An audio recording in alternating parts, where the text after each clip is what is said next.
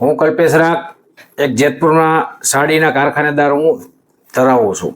હું તો પહેલાં આપ લોકોનો જે પ્રિન્ટ મીડિયા અને જે ઇલેક્ટ્રોનિક મીડિયાના આવેલ ભાઈઓનો તમામનો ખૂબ ખૂબ આભાર માનું છું કે જેતપુરના સારા ભવિષ્ય માટે ક્યાંક ને ક્યાંક અટાણે જેતપુરને દરેકના કાન સુધી વાત પહોંચાડવામાં આપનો જે મુખ્ય રોલ છે એ ભૂમિકા બાબતે હું તમને જેતપુર ડાઇંગ એન્ડ પ્રિન્ટિંગ એસોસિએશનની હું વાત કરું તો હાલમાં અત્યારે જે અટાણે માહોલ ગરમાયો છે એક હિસાબ કિતાબનો.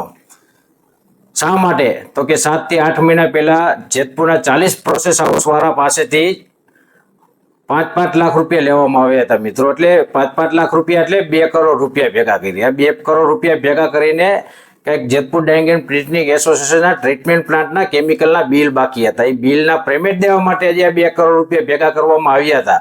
તો ત્યારે પણ ચર્ચાનો વિષય જાગ્યો હતો અને અટાણે ચૂંટણી આવી છે તો એ ચર્ચાના વિષયને મેં મુદ્દો બનાવ્યો છે. મુદ્દો એ માટે બનાવ્યો છે કે ભાઈ 55 કરોડની એફડી જે 2021-22માં 55 કરોડની એફડી જે પૂર્વ પ્રમુખ મૂકીને ગયા હતા. બીજું 17 પ્રોસેસ હાઉસના નવી મંજૂરી આપવામાં આવી કે 1.5 કરોડ રૂપિયા લેખે. 1.5 કરોડ રૂપિયા લેખે એટલે 17 એટલે એમ સમજી લો 25 કરોડ રૂપિયા તો એ મહિલા હતા. બીજી વાત કરું તો નીલગીરી વાવવા બાબતે સાડી અટાણે સાડી જેતપુરના સાડીના કારખાનામાં 1,10,000 સાડી છે. એમાં વાત મળી છે 90,000 સાડી દીઠ 90,000 સાડીના 500 રૂપિયા લેખે એટલે સાડીના 500 રૂપિયા લેખે 10 કરોડ રૂપિયા આસપાસ આ લોકોએ પેમેન્ટ ક્યાં નાખ્યું છે. બીજી વાત કરું તો નહીં 10 કરોડ રૂપિયા નહીં સોરી 4.5 કરોડ રૂપિયા 4.5 કરોડ રૂપિયા આ લોકોએ ક્યાં નાખ્યા છે એ હજી કોઈ પાસે લેખિતમાં હિસાબ નથી. બીજી વાત કરું તો જેતપુર ડાઇંગ એન્ડ પ્રિન્ટિંગ એસોસિએશને 100 થી 150 વીઘા જમીન લીધેલ હતી મિત્રો.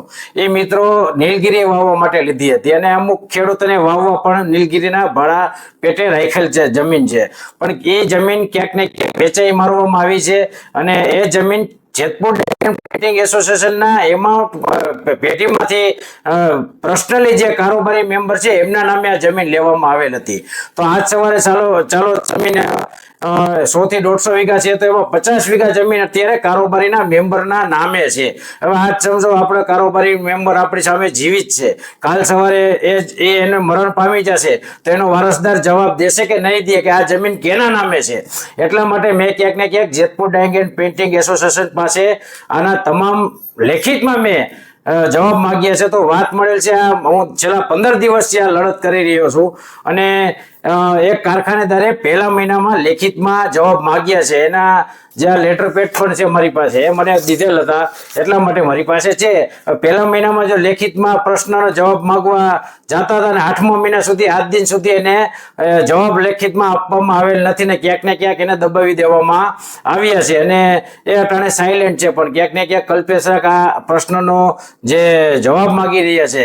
હું પણ જેતપુર ડાઇંગ એન્ડ પ્રિન્ટિંગ એસોસિએશને લેખિતમાં જવાબ માંગે મારા કારખાનાના લેટર પેડ ઉપર લઈ ગયો હતો પણ આ લોકોએ મને તેમને લેટર પેડ સ્વીકાર્યો નહીં, ઓસીમાં સાઇન પણ કરી દીધી નથી. એટલા માટે ક્યાંક ને ક્યાંક મારે મીડિયાનો સહારો લેવો પડ્યો.